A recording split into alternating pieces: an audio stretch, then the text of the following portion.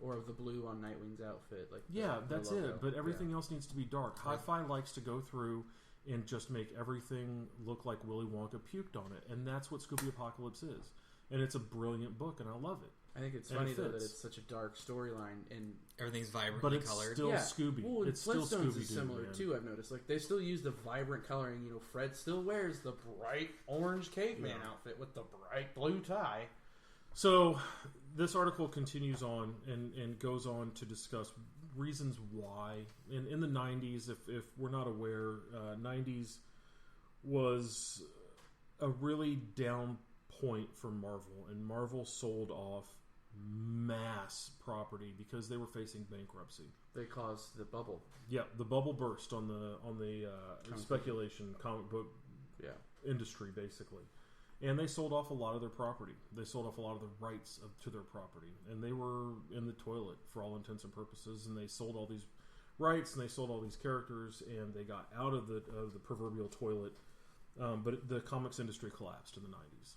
Okay, and this resurgence that we're seeing is relatively new. I mean, whenever we're looking at it, it's a blink of the eye, given the fact that comics have been around for, since 38. That's when superheroes started. Superhero comics have been starting since before that. Yeah, but superhero comics, let's say, because we're dealing with superheroes here. In '93, the X-Men, which is one of the huge properties for Marvel, was sold to Fox. Yep. Okay. Just recently, within the last, within the last 10 to 12 years, they have gotten rights back to the Black Panther, Iron Man, Thor, and in 2012 is when they finally got rights back to Daredevil. Okay, and that's why we see this influx of MCU movies. Comics industry is still being left in the dirt, which for comics readers is extremely frustrating. And so then they start this diversity for diversity's sake thing that Marvel wants to do now. And now we have the all-female Avengers, which, Hawkeye is a woman, Riri Williams. Well, She-Hulk's been around for a while, but Riri Williams, Miss Marvel. She's always been a woman. But she's diverse because she's a now there's women versions of everything. Thor, yeah. Jane Foster's Thor. There's no female Captain America yet.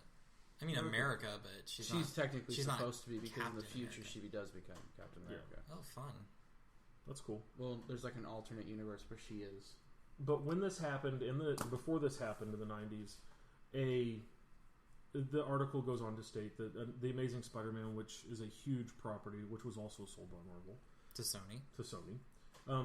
Whenever they would sell around 70,000 issues of a comic, that would be considered a failure. They were selling 110,000, 120,000 every time it would pop out. And then the 90s... What, McFarlane writing time was late 80s, early 90s? Yeah, absolutely. For Spider-Man, because Venom debuted then? Now, a good book sells 50K.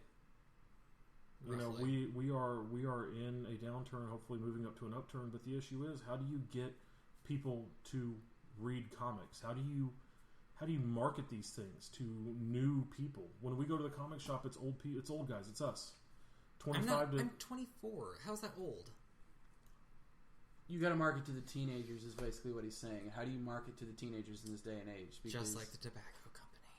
Well, what is put it in African American neighborhoods. What's the book? The art. Wow. Oh man. I almost lost my thought there. The sad thing is he's not wrong. I'm not wrong. That's exactly what they did. The article talks about a book.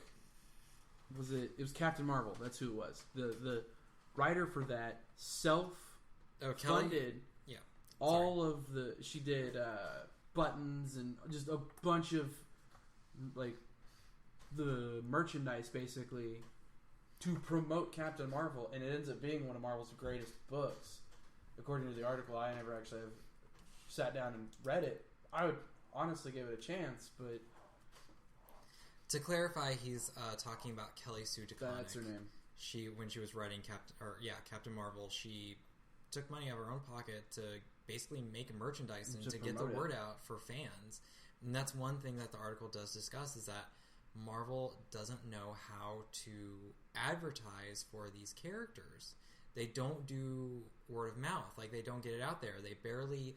the article referenced Mockingbird, and how Chelsea Kane. Yeah, Chelsea Kane's Mockingbird.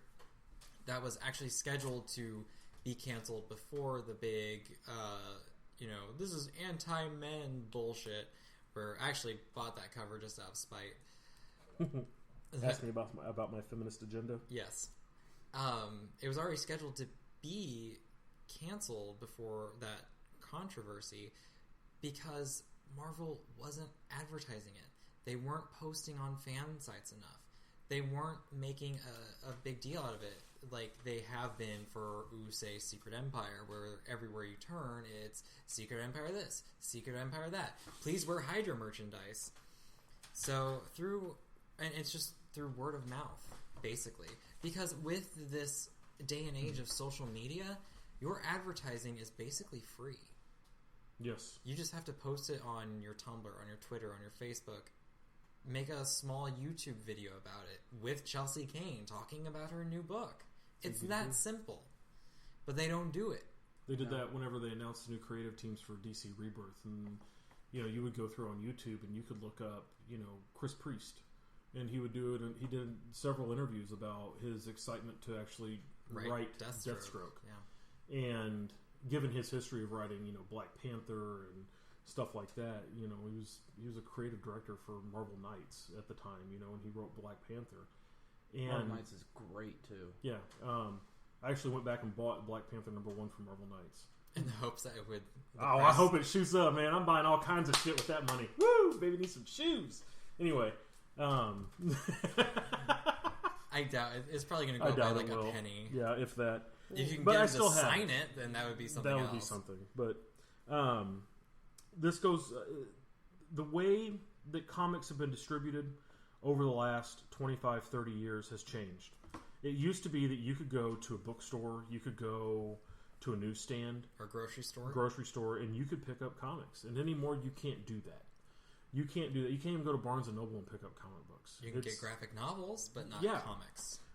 They do sell a couple of comics at they used to whenever we had a Barnes & Noble here, as we live in BFE, Podunk. Yeah. But now you have to go to shops. You have to go to specific places that sell comics. And the way that sales works for the comic industry is the companies will look at pre-orders, and pre-orders are basically what a business, like let's say Rock Bottom, for example. So Rock Bottom Comics knows how many comics they need to pull for the people that have set up pulls, which means that you're guaranteed a copy whenever you walk into the store. And so they have to order like several months in advance, knowing that these pulls are going to happen in 5, 6, 7 months. And so comics will look at those numbers, comic companies will look at those numbers and say, okay, let's keep this going. Or if the pulls start, the number of pre-orders start going down, the likelihood of that title getting canceled is higher. So, the moral of that story is if you're listening to this, you read comics, and you don't have a pull set up with someone, go to a local comic shop. Go to Rock Bottom, like what we go to, or Slackers. Go to anywhere that you know that sells comics. Go to the store that you go to buy comics and say, hey, I want to set up a pull with you guys. That way you're guaranteed to get your titles. You're guaranteed that you're going to continue to get your titles as long as the companies see this. That's just the way it works now. But the problem is that Marvel sees this as, and so does DC. I'm not just singling out Marvel, but DC does it too. But they see an opportunity here to make quick bank. And historically, what issues usually sell the most? Number ones. Number ones. And so Marvel has been guilty over the last 20 years of relaunching hundreds of titles. Hundreds. Especially within the last year. It seems like every other week there's new number ones of an ongoing series. So in 2013, Mighty Avengers was launched with Luke Cage and Jessica Jones as the leaders. Al Ewing was the artist and writer, just the writer? He was a writer. That lasted 14 issues. It was relaunched as Captain America and the Mighty Avengers, and they relaunched it as a number one. It lasted 9 issues and it was canceled. And still the same writer. Mm-hmm. He literally wrote, 3-4 different series But the way they look at this, they sell 23 copies. They get 2 number 1 pops on sales increases, and they don't care about story. They don't care about whether or not the story is going to get completed. And then you have variant covers on top of that. U.S. Avengers had 51 variant covers. Well, DC did that too way back when, and during the New 52, when they did the first run of Justice League of America, when they had Green Arrow and Catwoman and Ice and maybe Booster Gold. Like, they were all in this team, and they did the same thing where they were in the D-Day pose with the flag. Mm-hmm. They were in that pose, and each variant was, of course, like the flag of that state. Yeah. DC's been guilty of that as that. Not only with that, but they also did. I mean, we can get into DC. They have 52 now. I think about it because they had Washington D.C. and Puerto Rico. Yeah. In addition to the 50 states. DC played with DC fans by doing convergence, which all the smart marks kind of ignored. But then they would bring out like coloring book variants or what were the movie cover variants? I mean, but those are awesome. And Marvel's doing that. So the movie cover variants were really cool. Yeah, but the thing between DC and Marvel is that DC had a limited amount of movie variants. Yes, and where Marvel they have stopped. And Marvel's keep going and going and going and going. Which I'm okay with. I want B.O.B. cover for... I don't think you have enough wall space, honestly. I don't. My wife keeps on telling me I got to take some down, but it's not happening. But yeah, and so the comic companies use these gimmicks to try to boost sales. It works, but at what cost? Literally, at what cost? A lot. Yeah. There's no way they're making back the money that they spend on, well, first of all, paying the creative team, and then paying to actually have all this equipment and having all the materials to make said comic book, and then have it distributed out, and then just have it sitting on shelves. Although they don't have to pay Scotty Young anything because they feed him he's trapped in that basement milk sandwiches, and they take fake pictures of him at clubs. That's on the other side of the basement. It's just a backdrop. It's just a backdrop of a fake bar. Scotty Young, if you can hear this, we're coming for you. We'll rescue you. Just waiting for him to post joke on Facebook and just be like, "You fuckers, this is my house." Don't lie to us, Scotty. We're coming for you. He takes a picture of him in his front yard, and we're like, "That's a lovely backdrop. Did you draw it yourself?" No, it's just you see like one little childlike character in the corner. This is my kid. No, that's a drawing, Scotty. That's a volleyball with a face. Yeah, this is Wilson. But at what cost? When I say that, at what cost? I mean, you see jumbo issues or one-shot issues that they run $5.99. Then they have the crossover events that you have to buy 17 other issues of a comic that you've never wanted to read in your entire life to get the full goddamn story. I know Civil War II is exactly like that. And Secret Empire is exactly like that. And I have a couple of examples of that as well, where I was reading Loki, Agent of Asgard, because after they canceled Young Avengers, that was supposed to be the new thing to kind of fill that void. And when I first started reading it, I thought, wow, this is actually, it's good. I like it because I like Loki as a character. But then the Axis event happened with Red Skull having Charles Xavier's telepathy or whatever. That happened, and it cut right into Loki for reasons I don't fucking know. And, of course, as soon as that happened, I'm like, I'm lost. I don't care. This takes away from the story I was enjoying up till now. And I was just kind of over it. Same thing happened with Superior Spider-Man. I was enjoying what was happening, and then they had Spider-Verse, and I thought it was Spider Island was Superior.